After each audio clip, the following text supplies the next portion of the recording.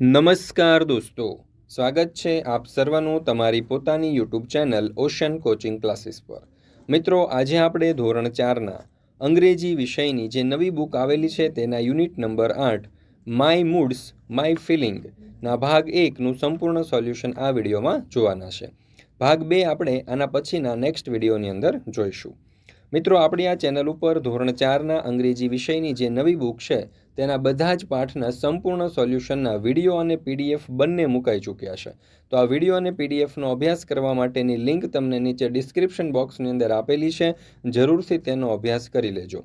સાથે સાથે આપણા વોટ્સઅપ ગ્રુપમાં પણ જરૂરથી જોડાઈ જજો, જેથી કરીને આવનારા તમામ વિડીયો અને પીડીએફની લિંક તમને વોટ્સઅપ પર પ્રાપ્ત થતી રહે। ચાલો તો શરૂ કરીએ ધોરણ 4ના અંગ્રેજી વિષયના નવી બુક પ્રમાણેના unit number 8 my moods my ફિલિંગ્સના ભાગ 1નું સંપૂર્ણ સોલ્યુશન। સર્વપ્રથમ આપણને આપ્યું છે લિસનિંગ એટલે કે સાંભળવું। અહીંયા કહ્યું છે કે સિંગ એન્ડ એન્જોય એટલે કે જે આપણને પોએમ આપવામાં આવેલું છે તે ગાવાનું છે અને તેનો આનંદ માણવાનો છે। પોએમનું નામ છે વોટ ડુ યુ ડુ, તમે શું કરી રહ્યા છો। તો જો teacher what do you do એટલે કે શિક્ષક તમે શું કરો છો। વોટ ડુ યુ ડુ એટલે કે તમે શું કરો છો। તો teacher what do you do, શિક્ષક તમે શું કરો છો। તો આઈ ટીચ સ્ટુડન્ટ એટલે શિક્ષક જવાબ આપે છે, ટીચ એટલે ભણાવવું અને સ્ટુડન્ટ એટલે વિદ્યાર્થીઓને, તો હું વિદ્યાર્થીઓને ભણાવું છું, હું વિદ્યાર્થીઓને ભણાવું છું। ત્યાર પછી આગળ ફાર્મર એટલે કે ખેડૂત વોટ ડુ યુ ડુ, તમે શું કરો છો। તો આઈ ડુ ફાર્મિંગ એટલે ખેતી કરવી, તો હું ખેતી કરું છું, હું ખેતી કરું છું એટલે ખેડૂત જવાબ આપે છે કે હું ખેતી કરું છું, હું ખેતી કરું છું। Soldier vote do you do, સૈનિક તમે શું કરો છો। તો આઈ પ્રોટેક્ટ ધ કન્ટ્રી, પ્રોટેક્ટ એટલે રક્ષણ કરવું, કન્ટ્રી એટલે દેશ, હું દેશનું રક્ષણ કરું છું, હું દેશનું રક્ષણ કરું છું। આઈ પ્રોટેક્ટ ધ કન્ટ્રી, હું દેશનું રક્ષણ કરું છું, હું દેશનું રક્ષણ કરું છું। Scientist vote do you do, વૈજ્ઞાનિક તમે શું કરો છો। તો આઈ ડુ રિસર્ચ એટલે કે હું સંશોધન કરું છું, હું સંશોધન કરું છું।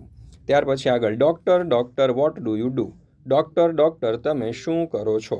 તો આઈ પ્રિસ્ક્રાઇબ્સ મેડિસિન્સ એટલે કે દવાઓ લખું છું, આઈ પ્રિસ્ક્રાઇબ મેડિસિન્સ એટલે કે હું દવાઓ લખું છું। ત્યાર પછી આગળ gardener what do you do એટલે કે માળી તમે શું કરો છો। Gardener what do you do, માળી તમે શું કરો છો। ચાલો, અહીંયા આપણને એવું કહ્યું છે કે શિક્ષક હાવભાવ અને અભિનય સાથે રાઇમ ગાશે અને વિદ્યાર્થીઓને ગવડાવશે। ત્યાર પછી કહ્યું છે કે આ વ્યવસાય સાથે અને ક્રિયાઓ ઉમેરી પોએમ આગળ વધારી શકાય। એમાં છે ટેલર, તો ટેલરનું કામ શું હોય છે તો કે સ્ટીચ ક્લોથીસ એટલે કે કપડાં સીવવાનું। ત્યાર પછી મેસન એટલે કે કડીઓ, શું કામ કરે તો કે બિલ્ડ હાઉસીસ એટલે કે ઘર બનાવવાનું। ડ્રાઈવર શું કામ કરે તો કે ડ્રાઈવ વ્હીકલ્સ એટલે કે વાહનો ચલાવવાનું। પોટર એટલે કુંભાર, શું કામ કરશે તો કે મેક પોટ્સ ઘડાઓ બનાવવાનું। એક્ઝામ્પલ આપણને આપ્યા છે tailor what do you do એટલે કે દરજી તમે શું કરો છો। તો આઈ સ્ટીચ ક્લોથીસ એટલે કે હું કપડાઓ સીવું છું, હું કપડાઓ સીવું છું। ત્યાર પછી આગળ fill in the blanks with the help of word given in the bracket. Fill in the blanks એટલે કે ખાલી જગ્યાઓ પૂરો, with the help of word શબ્દોનો ઉપયોગ કરીને, ગિવન ઇન ધ બ્રેકેટ એટલે કે બ્રેકેટની અંદર જે શબ્દો, કૌંસની અંદર જે શબ્દો આપ્યા છે એનો ઉપયોગ કરી અને ખાલી જગ્યાઓ પૂરો। હવે અહીંયા ખાલી જગ્યામાં તમે જોશો તો વોટર્સ, પ્રોટેક્ટ્સ, ટીચીસ, પ્રિસ્ક્રાઇબ્સ, ડઝ વગેરે જેવા શબ્દો આપેલા છે। તો જો એમાં પહેલી ખાલી જગ્યા અ ફાર્મર ખાલી જગ્યા ફાર્મિંગ, તો જવાબ આવશે does, a farmer does farming. ત્યાર પછી બીજું અ ટીચર ખાલી જગ્યા સ્ટુડન્ટ્સ, તો જવાબ આવશે teaches, a teacher teaches students. ત્યાર પછી ત્રીજું અ ગાર્ડનર ખાલી જગ્યા પ્લાન્ટ્સ, તો જવાબ આવશે વોટર્સ, અ ગાર્ડનર વોટર્સ પ્લાન્ટ્સ। ત્યાર પછી ચોથું અ સોલ્જર ખાલી જગ્યા ધ કન્ટ્રી, તો જવાબ આવશે પ્રોટેક્ટ્સ, તો સૈનિક જે છે તે દેશનું રક્ષણ કરે છે, સોલ્જર પ્રોટેક્ટ્સ કન્ટ્રી। અ ડોક્ટર ખાલી જગ્યા મેડિસિન્સ, તો ડોક્ટર પ્રિસ્ક્રાઇબ્સ મેડિસિન્સ એટલે કે ડોક્ટર જે છે તે મેડિસિન્સ એટલે કે દવાઓ લખે છે। મિત્રો, આપણે ઓશન કોચિંગ ક્લાસીસ નામની એક જબરજસ્ત એપ્લિકેશન લોન્ચ કરેલી છે, આ એપ્લિકેશનની અંદર તમે ધોરણ 4ના અંગ્રેજી વિષયનું જે નવું પાઠ્યપુસ્તક છે તેના બધા જ યુનિટના કલરફુલ સોલ્યુશનની પીડીએફનો અભ્યાસ કરી શકો છો. અહીંયા તમે તમામ પ્રકારના જે સોલ્યુશન છે તેની પીડીએફનો અભ્યાસ કરી શકશો આપણી એપ્લિકેશન ઉપરથી. મિત્રો, આ જે ધોરણ 4નું અંગ્રેજી વિષયનું નવું પાઠ્યપુસ્તક છે તેના બધા જ યુનિટના સંપૂર્ણ સોલ્યુશનની પીડીએફો મુકાઈ ચૂકી છે આપણી એપ્લિકેશન ઉપર, અને આ સોલ્યુશનનો અભ્યાસ કરવા માટેની લિંક તમને નીચે ડિસ્ક્રિપ્શન બોક્સની અંદર આપેલી છે. જરૂરથી તેનો અભ્યાસ કરી લેજો. આ ઉપરાંત ચોથા ધોરણની ગાલા સ્વાધ્યાય પોથી હોય, સ્વ અધ્યયન પોથી હોય, એકમ કસોટીઓ હોય, પાઠની સમજૂતી હોય કે તમામ પ્રકારના સોલ્યુશનો તમને અહીંથી મળી રહેશે એપ્લિકેશન ઉપરથી. તો જરૂરથી આ એપ્લિકેશન ડાઉનલોડ કરી અને તમામ સોલ્યુશનનો અભ્યાસ કરી લેજો. ત્યાર પછી આગળ listen to the story. Listen એટલે સાંભળો અને સ્ટોરી એટલે વાર્તા. અહીંયા તમને એક સરસ મજાની વાર્તા આપવામાં આવેલી છે. તો આ વાર્તાને તમારે સાંભળવાની છે અને તેનો અભ્યાસ કરવાનો છે. વાર્તાનું નામ છે ભક્ત પ્રહલાદ. શું નામ છે? ભક્ત પ્રહલાદ. ચાલો આપણે જોઈએ આ સરસ મજાની વાર્તાને. એનું અનુવાદ પણ આપણે ભાષાંતર પણ જોતા જઈશું, જેથી કરીને તમે ખૂબ સરળતાથી આ વાર્તાને સમજી શકો. જુઓ, there was a king name Hiranyakashipu. There was a king. King એટલે કે રાજા. તો એક રાજા હતો, નેમ હિરણ્યકશ્યપુ. તેનું નામ હિરણ્યકશ્યપુ હતું. એટલે કે હિરણ્યકશ્યપુ નામનો એક રાજા હતો. હી હેડ સન નેમ પ્રહલાદ. હી હેડ સન, તેને એક પુત્ર હતો. નેમ પ્રહલાદ, તેનું નામ પ્રહલાદ હતું. એટલે કે તેમને પ્રહલાદ નામનો એક પુત્ર હતો. પ્રહલાદ વોઝ અ પરમ ભક્ત of god Vishnu. Prahlad was પરમ ભક્ત, તે પરમ ભક્ત હતો. કોનો? તો કે ગોડ વિષ્ણુ, ભગવાન વિષ્ણુનો. તો પ્રહલાદ જે છે તે ભગવાન વિષ્ણુનો પરમ ભક્ત હતો. His father did not like any Vishnu ભક્ત. હિઝ ફાધર, તેના પિતાજી, ડીડ નોટ લાઇક, પસંદ ન હતું, એની વિષ્ણુ ભક્ત, એટલે કે એના પિતાજીને કોઈ પણ વિષ્ણુ ભક્ત ગમતા ન હતા. So he try to kill his son. So, તેથી, હી ટ્રાય, તેણે પ્રયત્ન કર્યો, કિલ હિઝ સન, તેના પુત્રને મારવાનો. તેથી તેણે પોતાના પુત્રને મારવાનો પ્રયાસ કર્યો હતો. ત્યાર પછી આપણે જોઈએ આગળ. અહીંયા તમે જોશો તો ફોટાની અંદર જે રાક્ષસો જે છે હિરણ્યકશ્યપુના, તે પ્રહલાદને ઊંચી ખાઈમાંથી નીચે ફેંકી રહ્યા છે. જો his father sent soldier to kill him. His father sent soldier. His father એટલે કે તેના પિતાજીએ, સેન્ટ એટલે મોકલ્યા, સોલ્જર્સ એટલે કે સૈનિકોને. તેના પિતાએ તેને મારવા સૈનિકોને મોકલ્યા. કિલ હિમ, તેને મારવા માટે. But god Vishnu saved him. પરંતુ ભગવાન વિષ્ણુએ તેને બચાવ્યો. His father threw him from the top of mountains. His father threw him, threw એટલે ફેંકી દેવો, હિમ એટલે તેને, ફ્રોમ ટોપ ઓફ માઉન્ટેન, પર્વતની ટોચ ઉપરથી. તેમના પિતાએ તેમને પર્વતની ટોચ ઉપરથી ફેંકી દીધો. બટ, પરંતુ, ગોડ વિષ્ણુ સેવ હિમ, પરંતુ ભગવાન વિષ્ણુએ તેમને બચાવી લીધો. અહીંયા તમે જોઈ શકો છો ફોટાની અંદર. His father try to kill him with a snake poison. His father try, તેના પિતાજીએ પ્રયત્ન કર્યો, કિલ હિમ, મારી નાખવાનો, વિથ સ્નેક્સ પોઈઝન. સ્નેક્સ એટલે કે સાપ, અને પોઈઝન એટલે કે ઝેર, સાપના ઝેરથી મારી નાખવાનો પ્રયત્ન કર્યો. એટલે કે તેના પિતાજીએ તેને સાપના ઝેરથી મારવાની કોશિશ કરી. But god Vishnu saved him, પરંતુ ભગવાન વિષ્ણુએ તેમને બચાવી લીધો. Then one day king's sister Holika said. પછી એક દિવસ રાજાની બહેન હોલિકાએ કહ્યું, આઈ એમ બ્લેસ્ડ, મને વરદાન છે. Fire can not burn me. Fire એટલે કે આગ, કેન નોટ બર્ન મી, મને દજાડી શકશે નહીં. સો આઈ વિલ કિલ પ્રહલાદ, તેથી હું પ્રહલાદને મારી નાખીશ. ધ કિંગ એગ્રી, રાજા સહમત થયા. એગ્રી એટલે કે સહમત થવો, અને રાજા તેની વાત ઉપર સહેમત થાય છે. Holika set on fire. Holika fire ઉપર, અગ્નિ ઉપર બેસે છે. Prahlad was in her lap. Prahlad પણ તેના ખોળામાં હોય છે. લેપ એટલે કે ખોળો. Prahlad was in her lap. Prahlad પણ તેના ખોળામાં હોય છે. She used her power of wrong, so her magical power did not work. She used her power, તે પોતાનો પાવર, પોતાની શક્તિનો ઉપયોગ કરે છે, ફોર wrong, ખોટા કામ માટે. So his magic power did not work, તેથી તેનો મેજિક પાવર છે, આ જાદુઈ પાવર છે, ડીડ નોટ વર્ક, કામ કરતો નથી. હોલિકા આગ ઉપર બેઠી. પ્રહલાદ તેના ખોળામાં હતો. તેણીએ તેની શક્તિનો ખોટો ઉપયોગ કર્યો, તેથી તેની જાદુ શક્તિ કામ કરી શકી નહીં. She was burnt in a fire, તે આગમાં બળી ગઈ હતી. ગોડ વિષ્ણુ સેવ પ્રહલાદ, ભગવાન વિષ્ણુએ પ્રહલાદને બચાવ્યો. આન્સર ધ ક્વેશ્ચન્સ, એટલે કે નીચે આપેલા જે પ્રશ્નો છે તેમના જવાબ આપો. એમાં પહેલો સવાલ, વુ વોઝ હિરણ્યકશ્યપુ. કોણ હિરણ્યકશ્યપુ હતું? તો હિરણ્યકશ્યપુ વોઝ પ્રહલાદ્સ ફાધર. હિરણ્યકશ્યપુ પ્રહલાદના પિતાજી હતા. ત્યાર પછી બીજું, હુ વોઝ પ્રહલાદ? પ્રહલાદ કોણ હતો? તો પ્રહલાદ વોઝ અ પરમ ભક્ત ઓફ ગોડ વિષ્ણુ.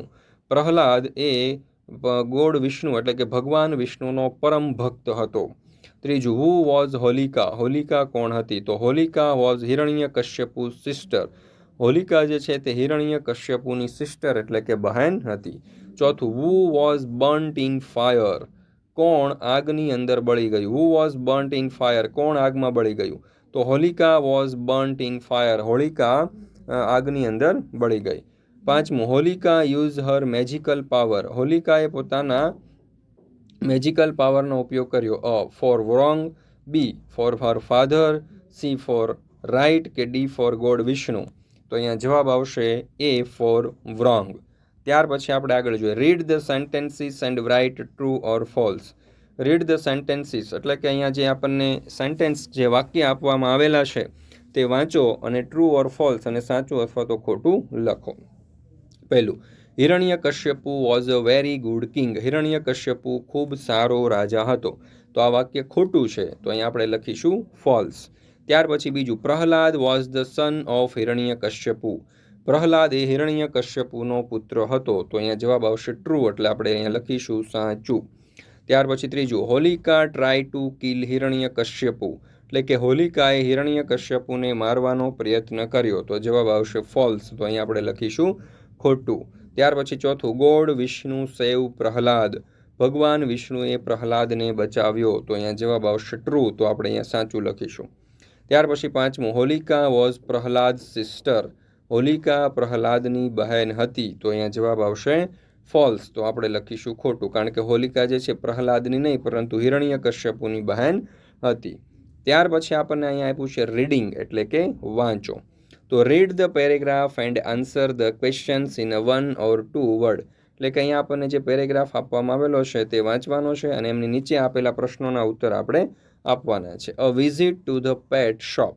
વિઝિટ એટલે મુલાકાત, પેટ શોપ એટલે કે પાલતુ પ્રાણીઓની જે દુકાન હોય છે એમના રમકડાઓની જે દુકાન હોય છે એમની મુલાકાતે.